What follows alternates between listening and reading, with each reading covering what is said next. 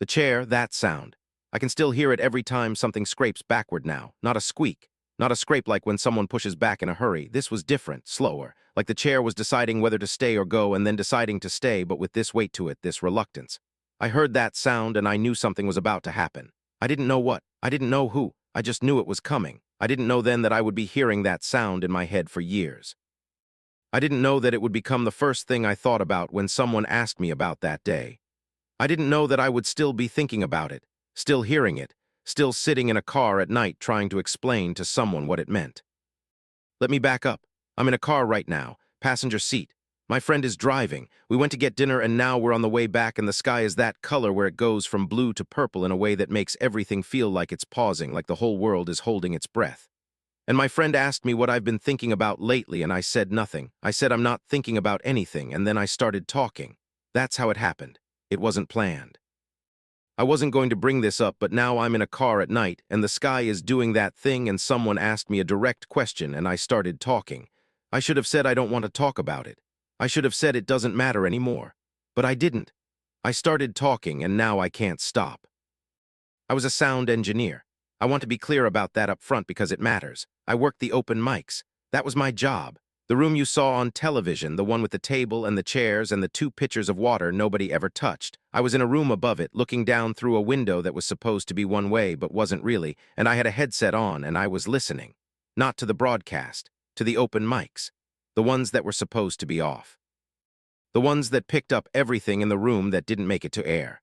I learned early in that job that the most important sounds were the ones nobody meant to send. The ones that got cut. The ones that ended up on a different track that only certain people had access to. There was a whole system. That's what I need you to understand.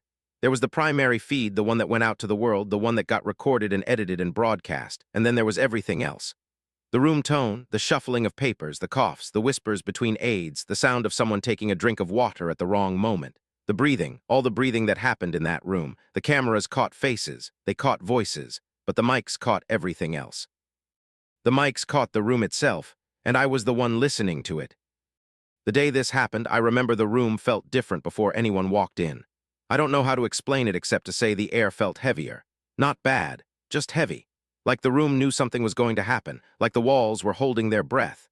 I set up my station and checked the levels and waited for the production assistant to give me the rundown, and when she did, she said this one is going to be different. She said it like a warning.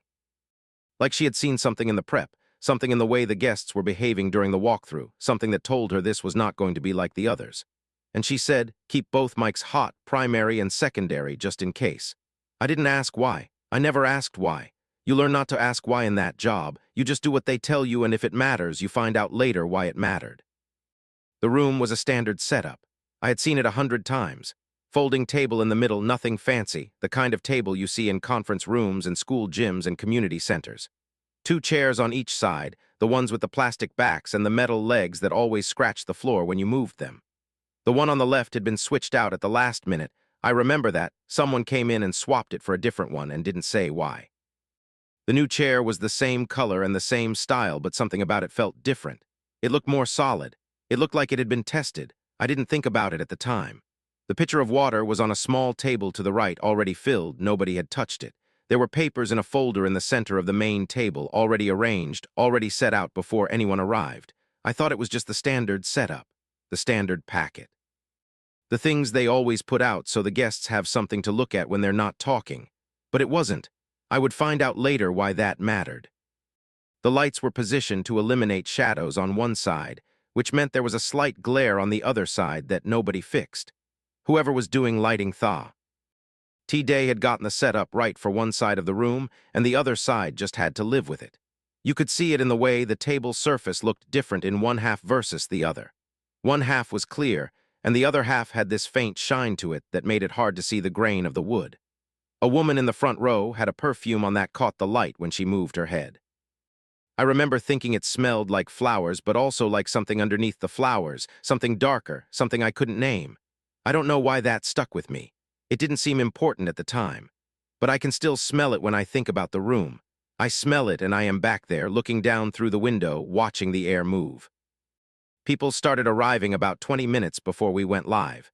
Aides mostly, people I recognized from other shoots, people who moved through rooms like they owned them without ever saying a word. They positioned themselves near the corners. They checked their watches. They whispered to each other and then stopped whispering when someone new walked in.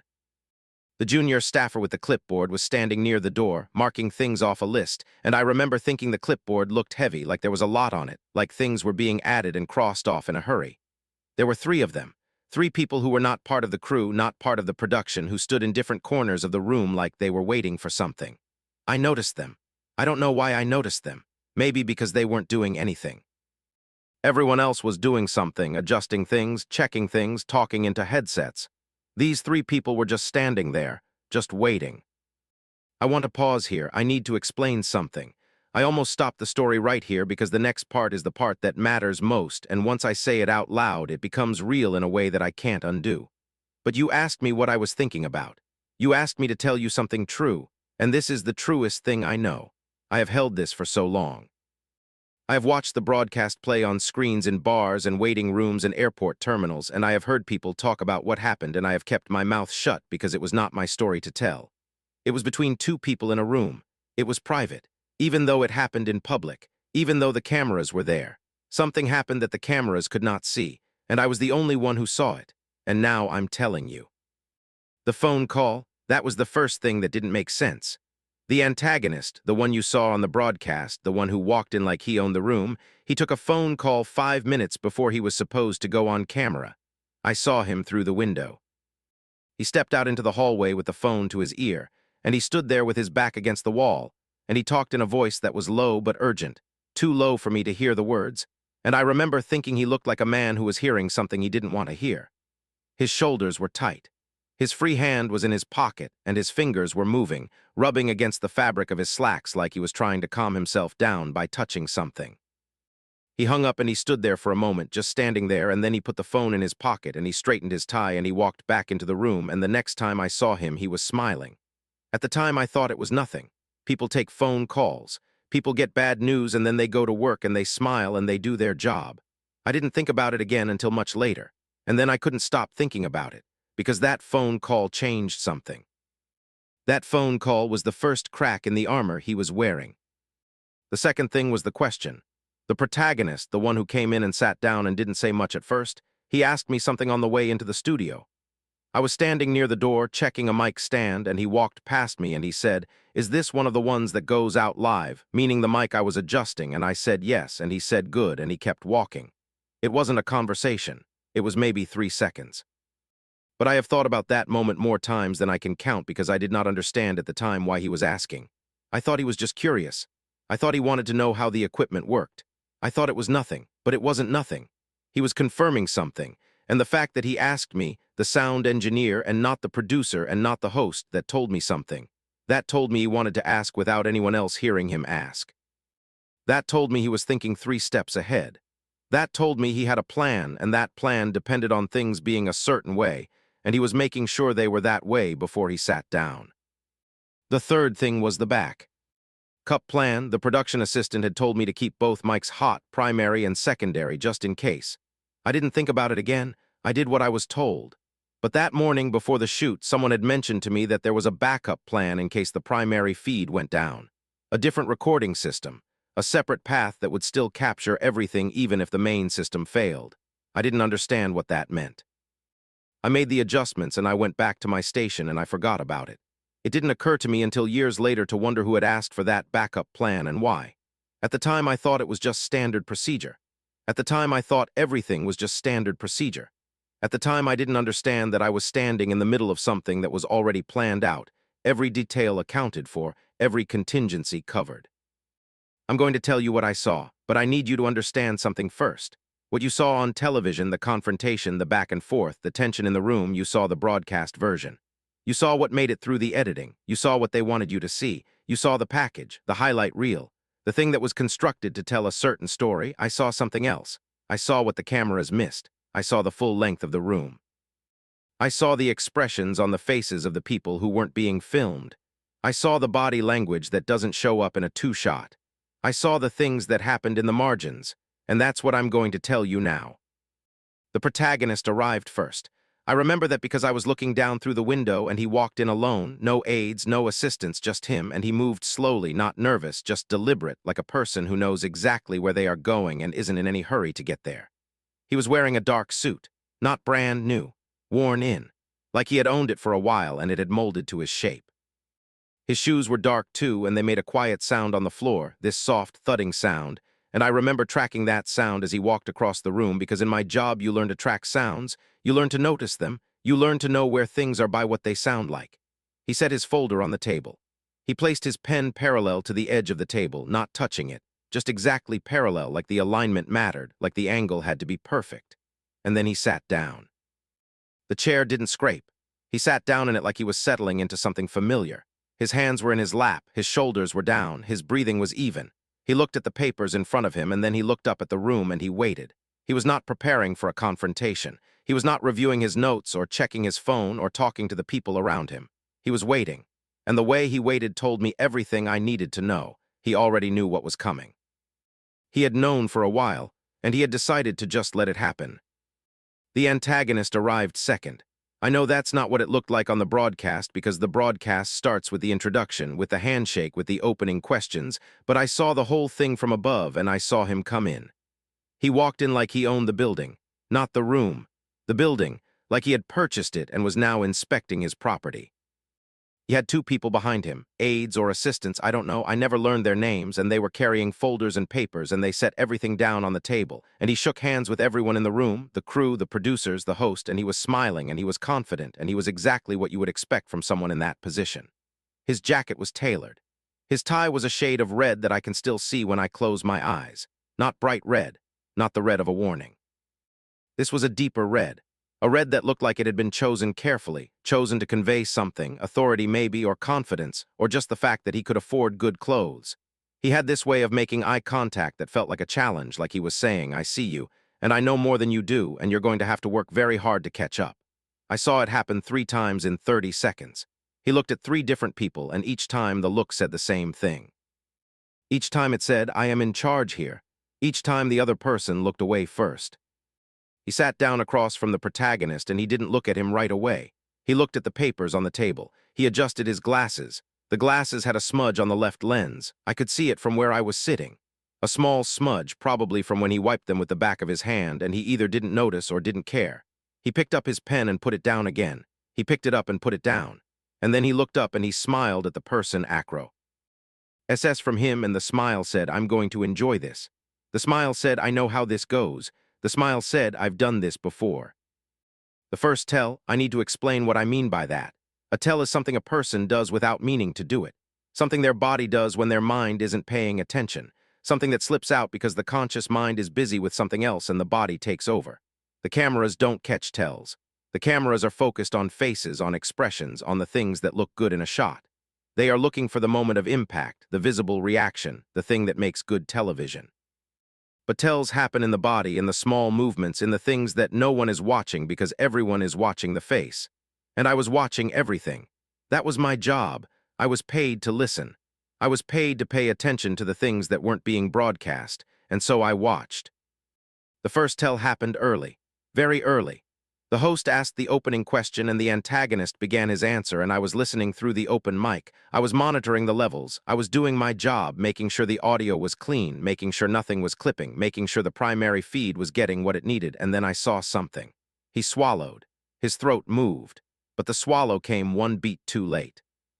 It came after he finished the sentence, not during it, and that timing told me something. That timing told me he was deciding what to say before he said it, not reacting, not responding to what had been asked. Not engaging with the other person, just delivering something he had already prepared, like a speech he had given before, like lines he knew by heart. The camera caught his face. It caught the expression of a man who was confidently answering a question. It did not catch the timing of the swallow.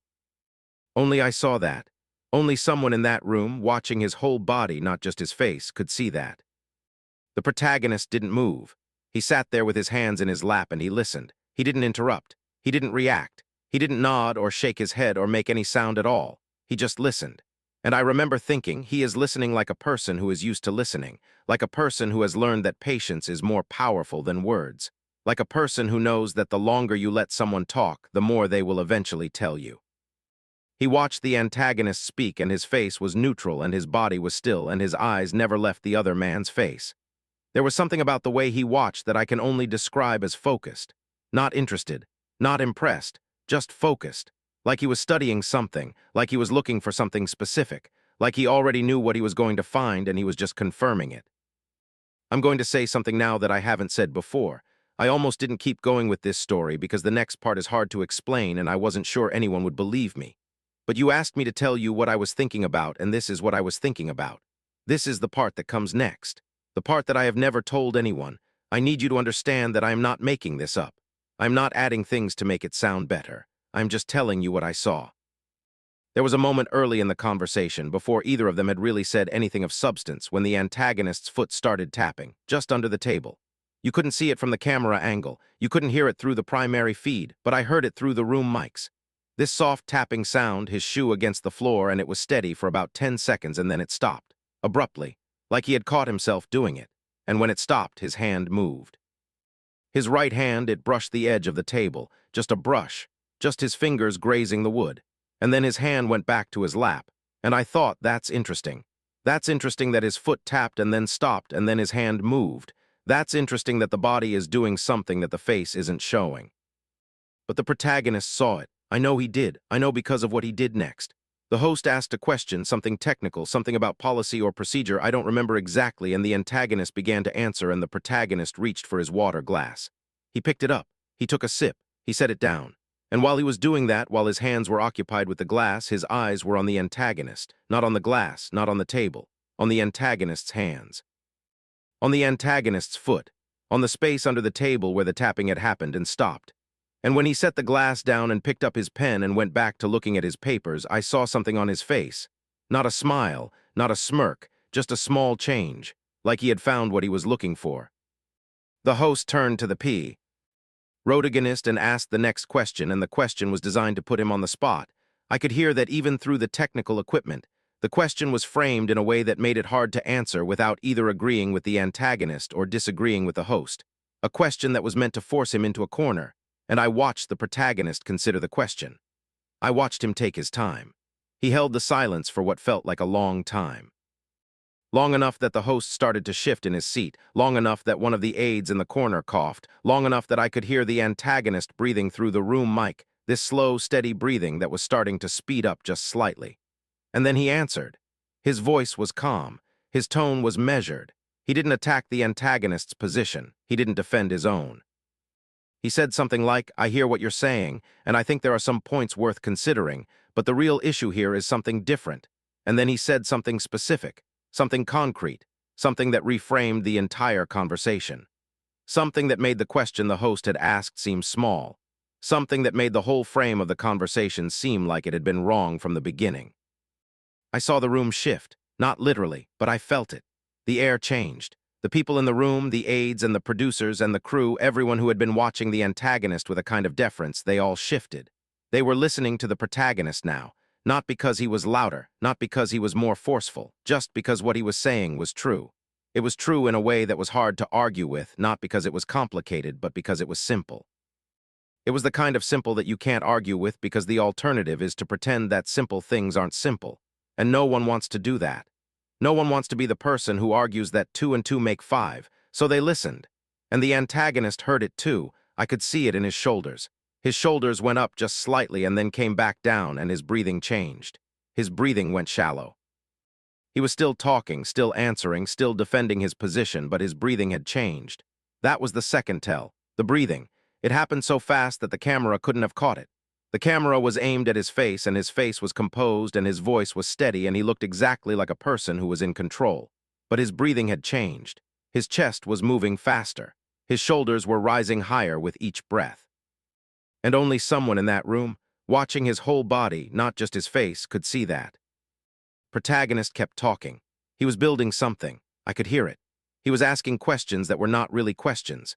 He was laying out a sequence of points, and each point built on the one before it, and by the time he got to the end, he had created something in the air, a structure of logic that made it very hard to argue against the thing he was actually arguing for.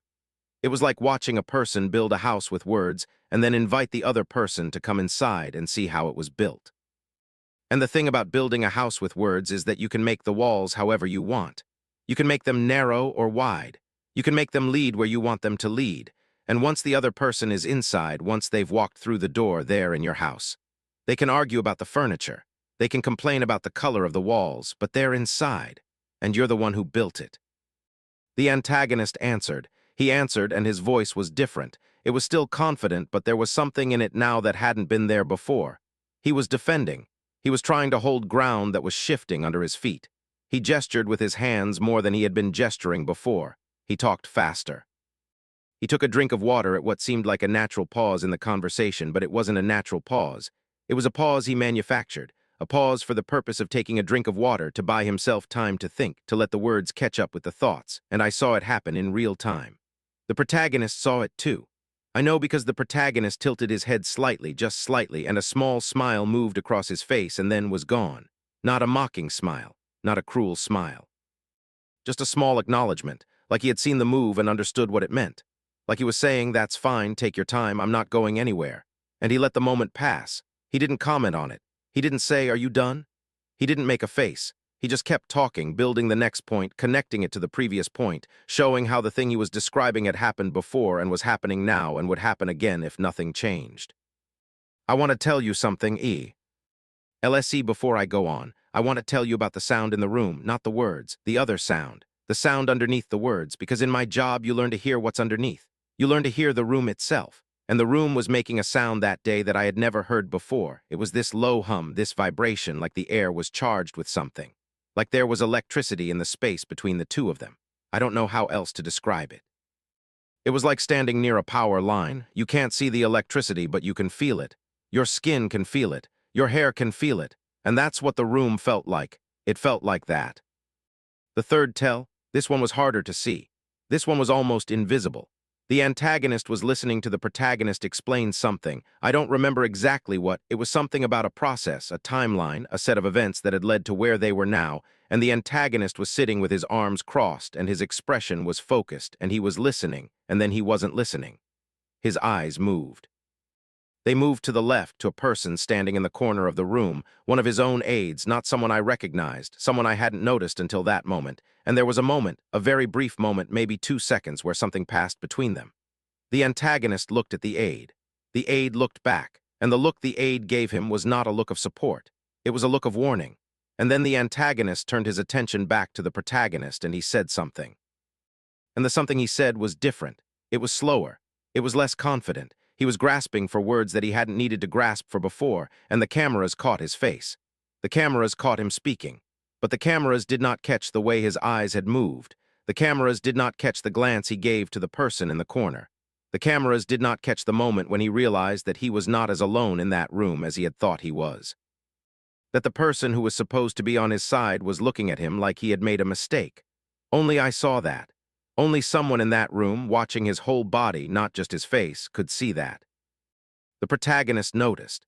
He noticed and he didn't react. He didn't look at the aide. He didn't acknowledge the exchange in any way. He just kept talking. He kept building. He was like a person who had all the time in the world, and at some point I realized why. It was because he did. He had all the time in the world. He was not rushing. He was not trying to score points or land a knockout blow. He was doing something else. He was establishing something. He was showing the room who he was and who the other person was, and he was doing it slowly, methodically, without ever raising his voice. And the room was watching. The room was learning. The room was understanding something that they hadn't understood 5 minutes ago. The antagonist was not doing well. I could tell. His answers were shorter now. His voice was quieter. He was not defending anymore. He was explaining, and there is a difference. When you defend, you are reacting to an attack. You are standing on ground that is yours and holding up a wall. When you explain, you are trying to hold on to something that is slipping away. You are grasping. You are searching. He was explaining things in a way that suggested he was searching for ground that he could stand on. And the protagonist was not helping him find it. The protagonist was, in his quiet way, removing the ground. Every time the antagonist tried to plant his feet, the protagonist moved the ground. Not aggressively, not obviously, just calmly, just patiently, like he knew exactly where the ground was and exactly how to move it. There was a moment when the protagonist asked a question. I want to be specific about this because this is the moment I come back to most often when I think about that day. The protagonist asked a question. It was not a hostile question. It was not a rhetorical question. It was a genuine question. He asked something like, "Do you believe that?" meaning the position the antagonist had been defending. And if so, what do you think happens to the people who are affected by it? And I watched the antagonist open his mouth to answer, and nothing came out. The silence lasted maybe 3 seconds. In television time, that's a long time. That's enough time for someone to look uncomfortable, for the editing to cut away, for the moment to become awkward. The cameras caught it. The cameras caught the antagonist sitting there with his mouth open, and his hands flat on the table, and his eyes looking at the protagonist, and the protagonist sitting there with his hands in his lap, and his face completely still, and his eyes completely still, and I remember thinking, this is the moment. This is the moment the protagonist has been waiting for. He asked a question that the antagonist LD not answer, not because the answer was complicated, because the answer was simple, and simple answers in moments like this are the hardest things to say. Simple answers require you to admit something. Simple answers require you to say yes or no, and either one is a trap. If you say yes, you admit to something. If you say no, you contradict everything you've been saying, so you say nothing. You open your mouth and you wait and you hope that someone else will fill the silence. The antagonist's hand moved. His right hand, it moved to the edge of the table, to the side of the table, and he put his hand flat against the side of the table like he was bracing himself, like he was trying to ground himself, like his body was looking for something solid to hold onto. And then he took his hand off the table and put it back in his lap, and then he took a drink of water. And during the drink, I saw something I had not seen before. His eyes. His eyes were not looking at the protagonist. They were looking at the table, at something on the table, at the phone that was sitting on the table, face down, where the protagonist had placed it and left it and never picked back up. And his eyes moved from the phone to the protagonist's face and back to the phone, and then he set his water glass down and he said something. What he said doesn't matter. What matters is what I saw. I saw a person who had walked into a room expecting to control it and was now sitting in that same room realizing that he did not control it and had never controlled it and was only now understanding what the room actually was. I saw the moment when the mask slipped. Not off, not completely, but it slipped. And under the mask there was something I had not expected to see. There was uncertainty. There was fear. Not the fear of someone who has done something wrong and is afraid of being caught. The fear of someone who has done something they believed in and is now realizing that the belief might have been wrong. The fear of someone who trusted someone else and is now wondering if that trust was misplaced. The host tried to move things along. There was some attempt to bridge the conversation, to bring it back to a place where both people could speak without the tension being so visible. But the protagonist had already done what he came to do. He had already planted the thing he needed to plant. He had already said the thing that was going to change everything. And now he was waiting again. But this time it was different. The first time he had been waiting for the moment to begin. This time he was waiting for the moment to end. And the difference was visible in his body. The first time he had been still. The second time he was still in a different way. The second time the stillness was the stillness of a person who has won something and is letting the other person realize it. The antagonist did not realize it, not right away. He was still talking, he was still defending. He was still gesturing and raising his voice slightly and taking drinks of water at the wrong times. But the things he was saying were different. They were things that sounded like defenses but were actually admissions. He was, without knowing it, agreeing with the protagonist's framing. He was, without knowing it, confirming the thing the protagonist had been building toward all along. Every word he spoke was another brick in the wall the protagonist had built. He was building the wall himself. He was so busy trying to defend himself that he didn't realize he was building the case against him. And I sat in my station in the control room and I listened to it happen and I thought, the cameras are not catching this. The cameras are catching his face and his voice and his hands, but they are not catching what is actually happening. They are not catching the way he is losing. They are not catching the way the room is shifting around him. They are not catching the sound of the ground moving. Protagonist said something near the end. It was quiet. It was almost off mic. He said something like, "I understand your position and I understand why you hold it, but I think you are missing something," and the something he was about to name was something I had not heard him name before. It was something specific, something detailed, something that required knowledge that he should not have had. I leaned forward in my chair. I adjusted my headset. I wanted to make sure I was getting every word. And he said the thing that changed everything. He said a name, just a name, not a person, a name that meant something, a name that only one person in that room would understand what it meant. And when he said it, the antagonist's face changed, not dramatically, not obviously, but it changed. His eyes went wide for a fraction of a second and then closed, and he swallowed. And the swallow came too late again. It came after the sentence was finished, not during it, and I knew what. That meant I knew he was deciding how to respond to something he had not expected to hear. I knew he was calculating. I knew he was running through scenarios in his head, trying to figure out how the protagonist knew that name, trying to figure out what it meant that he had said it, trying to figure out what to do next. The name, I can't tell you the name. It's not mine to tell. It would mean nothing to you anyway. It was a name that only mattered to one person in that room, and that person was sitting across from the protagonist, and their whole body had gone still. But I can tell you what I saw. I saw a person who had been in control of the room for the entire conversation realize that the person across from him had information that he did not have, knowledge that he did not possess, and I watched him recalculate. I watched him reassess. I watched him go from confident to uncertain in the space of a single breath, and I watched the protagonist see it happen. The protagonist saw it, and he did not press the advantage. He did not attack. He did not make the other man feel small. He simply waited. He let the name hang in the air. He let the room feel the weight of what had just been said, and then he moved on. He pivoted to something else, something smaller, something that did not carry the same weight, and he let the moment pass. But the moment had done its work. The moment had done everything it needed to do. The cameras caught the end of the conversation. They caught the host wrapping things up and the two men standing and shaking hands. But they did not catch what happened in the 30 seconds between the last question and the handshake.